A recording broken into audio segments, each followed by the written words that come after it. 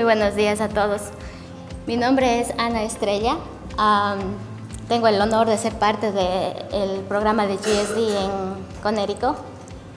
Quisiera empezar principalmente agradeciéndoles a todos ustedes. Para nosotros es realmente un honor estar presentes aquí. Muchísimas gracias, Rafael. Gracias, Belén, por todas las atenciones. Un poquito de mi historia. Yo me uní al grupo GSD en el año 2015. Gracias a Dr. David me dio la oportunidad de pertenecer a este prestigioso team.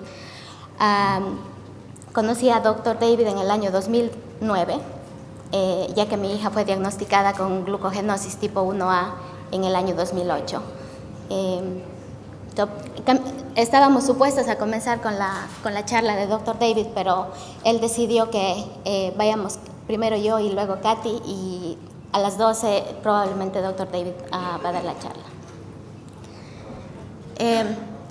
Básicamente mi charla va a ser explicarles un poquito acerca de las diferentes investigaciones que nosotros tenemos en nuestro laboratorio, para lo cual quisiera comenzar principalmente con unos conceptos básicos.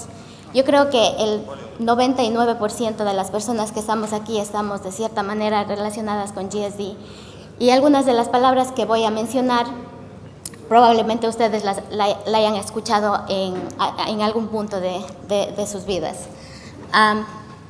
Como les digo, son conceptos bastante básicos, pero creo que es importante mencionarlos antes de ir a investigaciones específicas.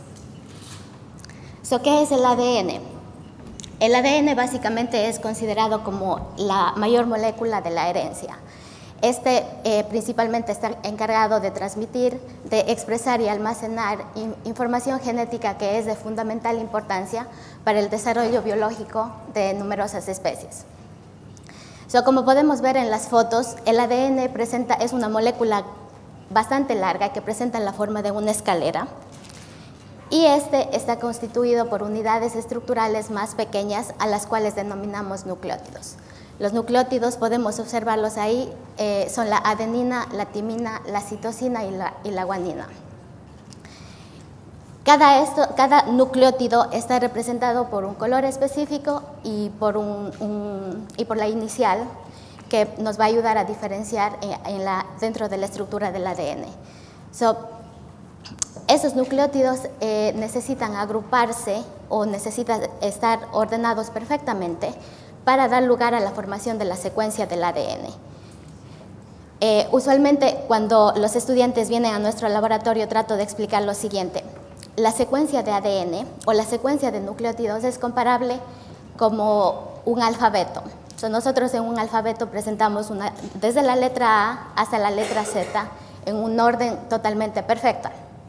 De la misma manera funciona la secuencia del ADN o la secuencia de los nucleótidos. Se necesita que esta secuencia, como les menciono, esté perfecta para que haya una síntesis para que haya una síntesis de proteína normal y así una síntesis de genes normales. Sabiendo que el ADN es la principal molécula de la herencia y que necesita una orden perfecta para que todo esté normal, vamos a seguir con el siguiente concepto, que es una mutación. ¿Qué significa una mutación? Una mutación significa un cambio, una alteración o una variación de los nucleótidos, de la organización del alfabeto del ADN, lo cual nos va a llevar a una alteración en la secuencia del ADN, lo cual causa una alteración en la síntesis de las proteínas y lo cual va a causar las mutaciones. Hablando un poquito de mutaciones, tenemos algunos tipos de mutaciones.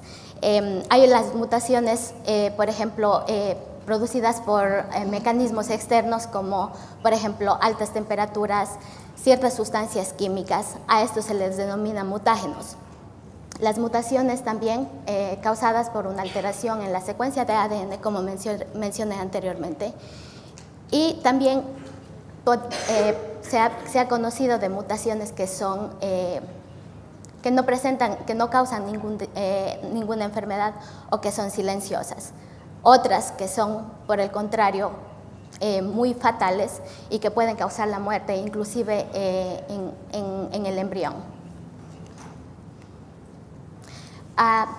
Brevemente quisiera mencionar los tipos de mutaciones. Tenemos mutaciones puntuales, inserciones, deleciones, inversiones, duplicaciones y transposiciones. Este es un claro ejemplo. A veces se complica un poquito el entendimiento del ADN, pero yo creo que este es un slide bastante fácil de entender.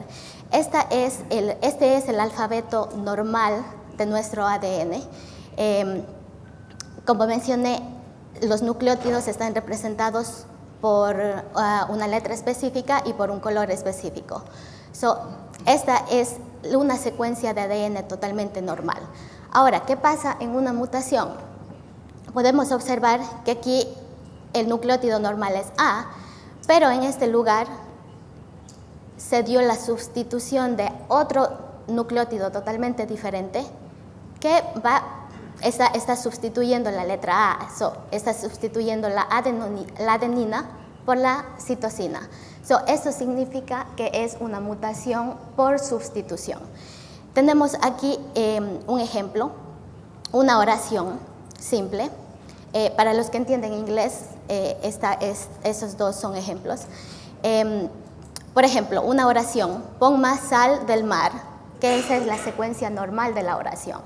Ahora, si sustituimos la letra A por la letra O, estamos causando una sustitución y probablemente esta sustitución va a causar una mutación y probablemente esta mutación va a causar la enfermedad. Ahora, otro tipo de mutación.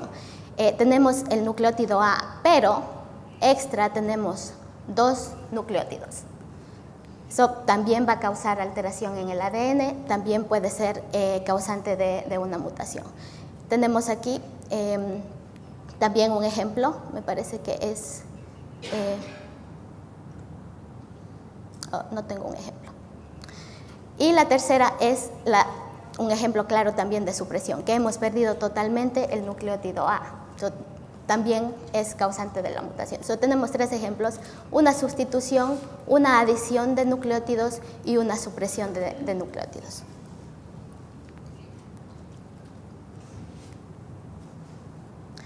Ok, después de haber mencionado un concepto de ADN, después de haber mencionado el concepto de mutación, vamos a ver cómo se realiza el análisis de ADN. Nuestro cuerpo en su totalidad está compuesto de células. Nuestras células están compuestas por ADN. Es bastante fácil conseguir ADN de cualquier parte de nuestro organismo. Puede ser de las uñas, puede ser del cabello, de la sangre obviamente, pero nosotros normalmente preferimos las muestras de saliva. Por obvias razones, una muestra de saliva es bastante sencilla de conseguir, es menos invasiva y la extracción del ADN es un procedimiento bastante sencillo. Puede tomar algunas horas, a lo mejor 3-4 horas, y estaríamos listos para hacer el estudio genético. El siguiente paso es realizar un proceso llamado PCR o cadena de la polimerasa,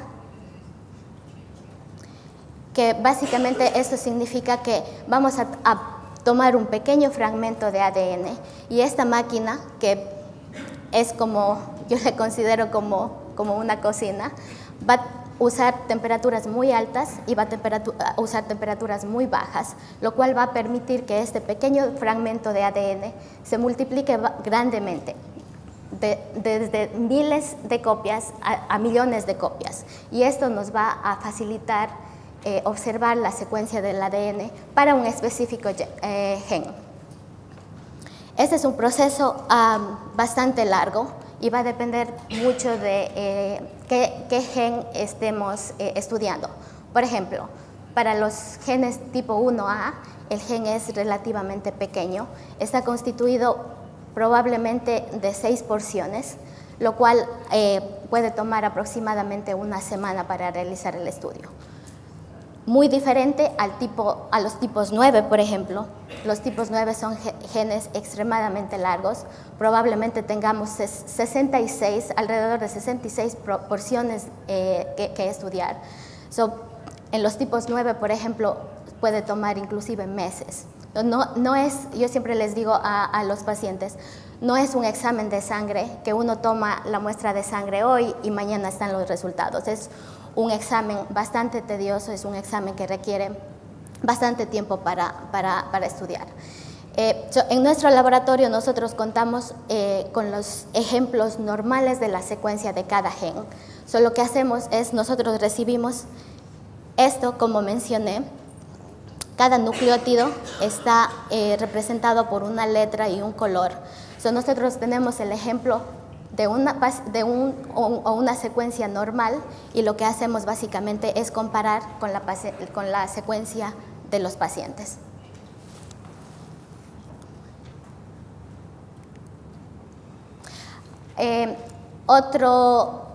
Otros conceptos básicos que a lo mejor muchos de ustedes ya tienen conocimiento, pero solo quiero hacer un breve recordatorio acerca de las diferentes mutaciones genéticas.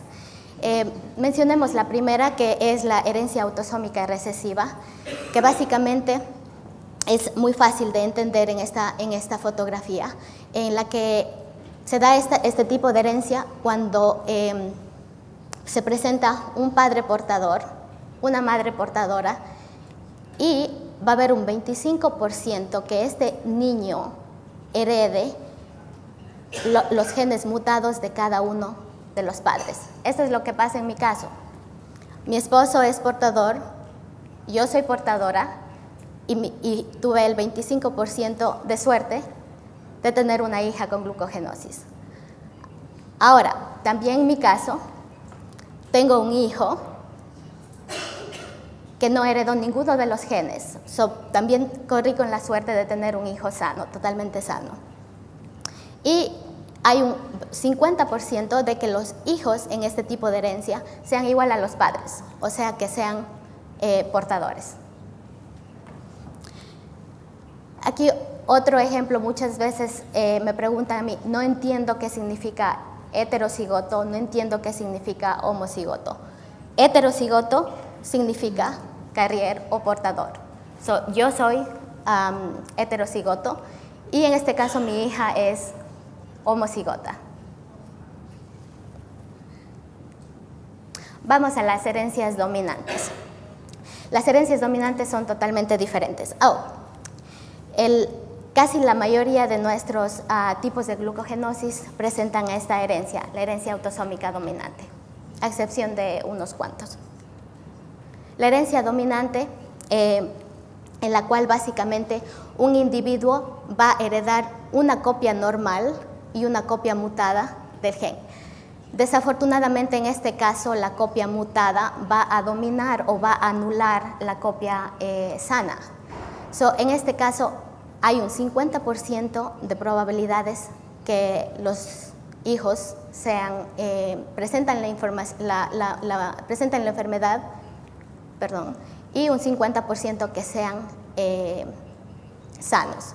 ¿Qué significa? En este tipo de herencias no existe los portadores, o no existe, o es homocigoto o es sano, o presenta la enfermedad o es sano.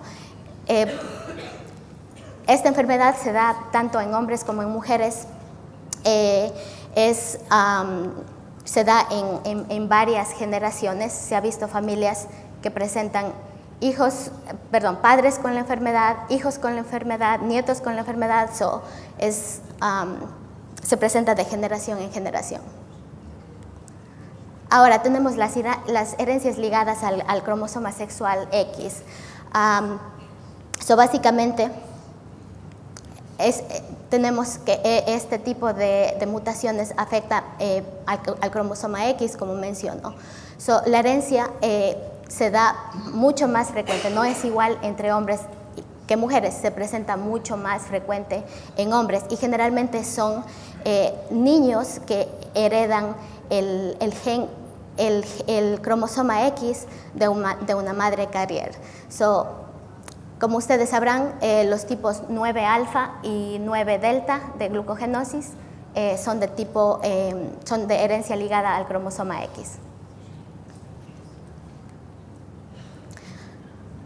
Vamos a continuar con el segundo punto o el segundo tema que nosotros realizamos en nuestro laboratorio. Probablemente para algunos de ustedes no les parezca tan agradable esta fotografía. Tengo que ser honesta, a mí tampoco me gustó mucho la idea al principio, pero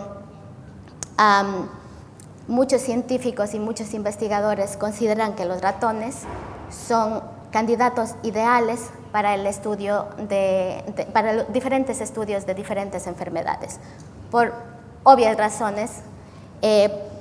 Primero, porque se considera que tanto ratas y ratones presentan la secuencia de ADN y la expresión genética bastante similar al de los seres humanos. Se cree que hay de un 95 a un 98% de similitud a la de los humanos. Los ratones en edad adulta o en edad avanzada presentan mismas condiciones crónicas como los presentamos nosotros, como el cáncer, como la diabetes, como la ansiedad, entre otras. Y otras razones un poco más obvias son roedores bastante pequeños, fáciles de manejar, relativamente son amigables, lo cual facilita bastante el estudio. Su periodo de vida es corto, entre 2 o 3 años, lo cual nos permite o nos facilita tener varias generaciones de ratones en periodos cortos de tiempo. Pueden tener hijos o ratones pequeños en 21 días prácticamente. Yo le preguntaba al principal investigador, Dr. Lee, básicamente se prefiere a los ratones en vez de otras especies animales porque son muy baratos en el tema económico. Comparado con perros o comparados con otras especies, esos animales resultan bastante baratos. Conceptos básicos acerca de los ratones. Vamos a escuchar mucho acerca del ratón knockout y acerca del ratón wild type. ¿Qué es un ratón knockout? Cuando escuchamos un ratón 1A knockout, básicamente significa es un ratón que presenta la enfermedad 1A. Y estos ratones son ratones modificados genéticamente, en el que uno o varios de sus genes han sido inactivados en el laboratorio, y a esto se denomina bloqueo de genes. Estos ratones están catalogados o se diferencian con estos signos menos. ¿Y qué significa wild type? Un ratón wild type significa un ratón sano. Knockout, un ratón que presenta la enfermedad, y wild type, que en inglés significa normal o natural. Como les mencioné, actualmente se cuenta con más de 8,000 diferentes modelos de ratones de diferentes enfermedades que han sido creados por investigadores, los mismos que han contribuido para un estudio más específico de enfermedades y obviamente para encontrar la cura, sobre todo en enfermedades genéticas raras como es el caso de la glucogenosis. Se cree que actualmente el 95% de los animales de investigación son ratones. Bueno, esas son la historia de nuestros ratones GSD o nuestros ratones con glucogenosis. El primer ratón fue creado en el año de 1997. Creo que el Dr. David mencionó acerca de la doctora Chu. Fue la creadora del primer ratón knockout 1A. Y básicamente este ratón contribuyó de manera esencial para el ensayo clínico de la terapia genética en humanos. Posteriormente, en el año 2003, se creó el primer ratón 1B knockout, Y este ha sido de fundamental importancia para el desarrollo actual de la terapia genética. En el año 2015, nuestro investigador principal, Dr. John Muckley, creó el ratón modelo tipo 6, Knockout. Este es el único ratón o el único modelo de ratón en nuestro laboratorio. No existe otro ratón o no existe más investigaciones, al menos en Estados Unidos, con este tipo de ratón. Y temprano este año comenzamos con el estudio de los ratones tipo NAI-beta. Básicamente, el propósito hasta ahora de estos dos modelos de ratones es entender de mejor manera el mecanismo de la enfermedad. Nosotros consideramos este personaje como un personaje famoso. Es el mismo ratón que vimos ayer durante la presentación de Dr. David. Fue el primer ratón 1A knockout en recibir la terapia genética. Para los que estamos directamente relacionados con GSD, este ratón personalmente para mí significa mucho. Este ratón para mí significó la esperanza a una cura o a una pronta cura. Como dije, este ratón recibió la terapia genética en el año 2013. Vivió hasta el año 2014, vivió 84 semanas sin ninguna complicación, sin adenomas, sin cáncer. Y como menciono nuevamente, contribuyó al ensayo clínico de la terapia génica en humanos. Y en este ratón se usó el mismo vector que se está usando actualmente en los pacientes.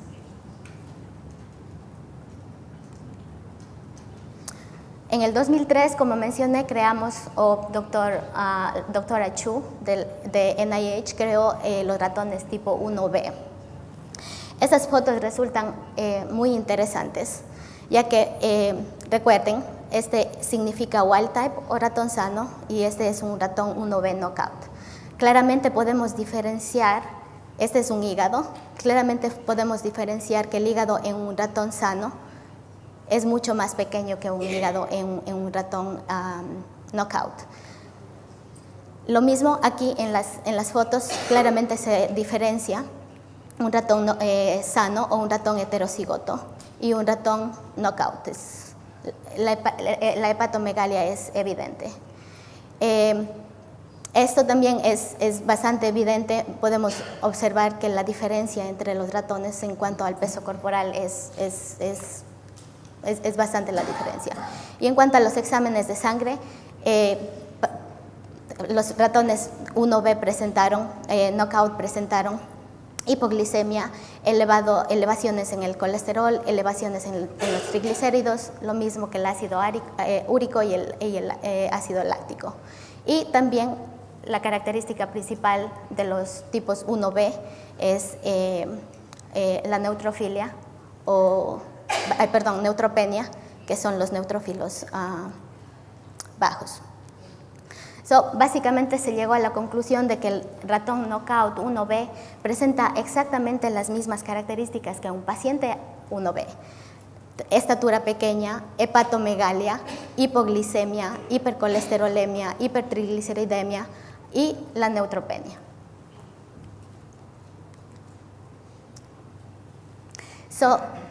En el año 2009 se realizó la primera terapia genética en el ratón 1B knockout.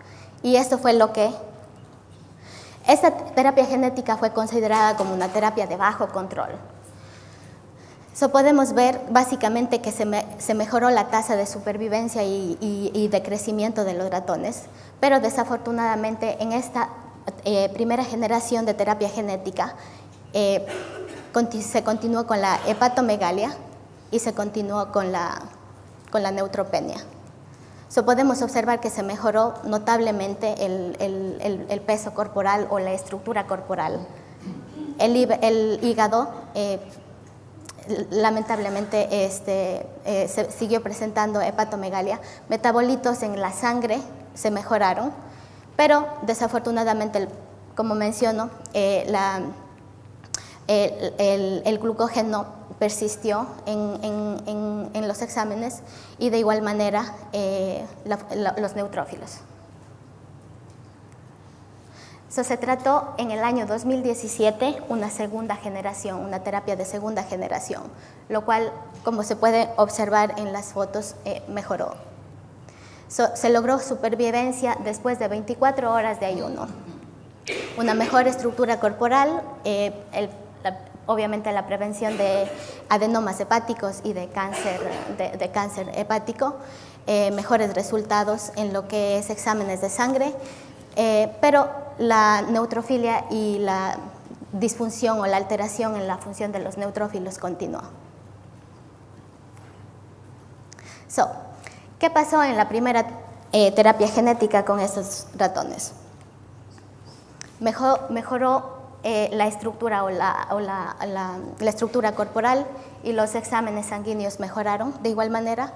La segunda terapia genética en el 2017 mejoró bastante la estructura corporal, la condición física, obviamente mejores resultados sanguíneos como glucosa, colesterol, triglicéridos, etc. Y un punto importante en la segunda terapia fue la prevención del carcinoma hepático. ¿Qué es lo que esperamos con la tercera generación? Esto es en lo que actualmente estamos trabajando Dr. Lee, el investigador principal y nuestro equipo de investigadores. Necesitamos una mayor eficacia, mucho mejor que la previa, y por supuesto la prevención de la neutropenia y la cura para este tipo de ratones.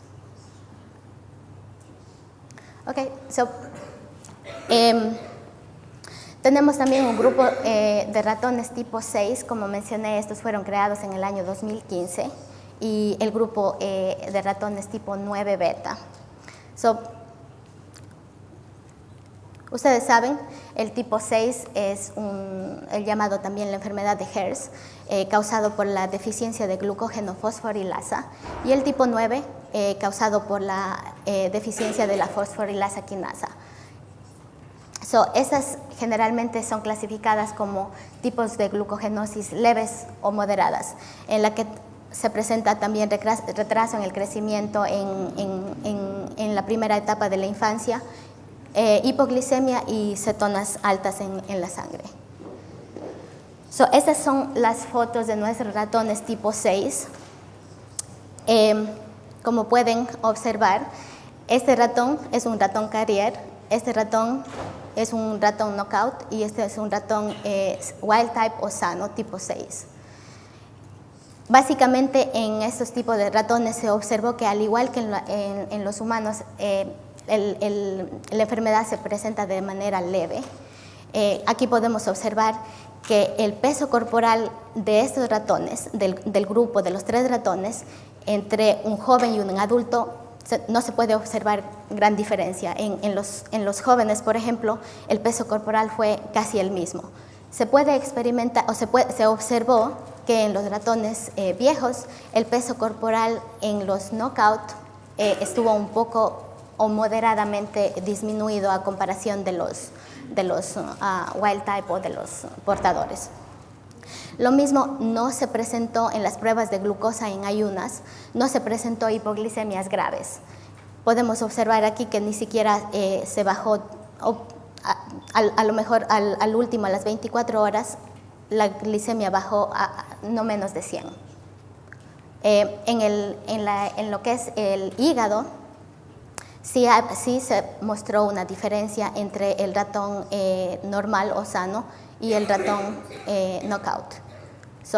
Sí se dio hepatomegalia. Y en lo que son los riñones no existió ningún cambio entre estos 3 grupos de ratones.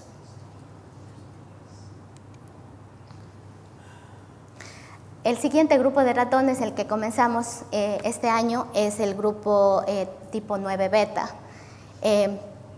Este modelo de ratón es bastante nuevo para nosotros. Nosotros estamos actualmente trabajando en estos, pero como pueden ver, tenemos 2 ratones. Este es un ratón knockout y este es un ratón wild type. Lo que llama la atención cuando vemos a estos ratones, tanto tipo 6 y tipo 9, es que no se puede observar diferencia. Y yo no podría decir este es un knockout y este es un carrier. Comparado con el tipo B, en el tipo 1B, perdón, la diferencia es bastante notoria. Lo mismo pasa con el tipo 9 beta. Morfológicamente o fenotípicamente, los ratones lucen de la misma manera.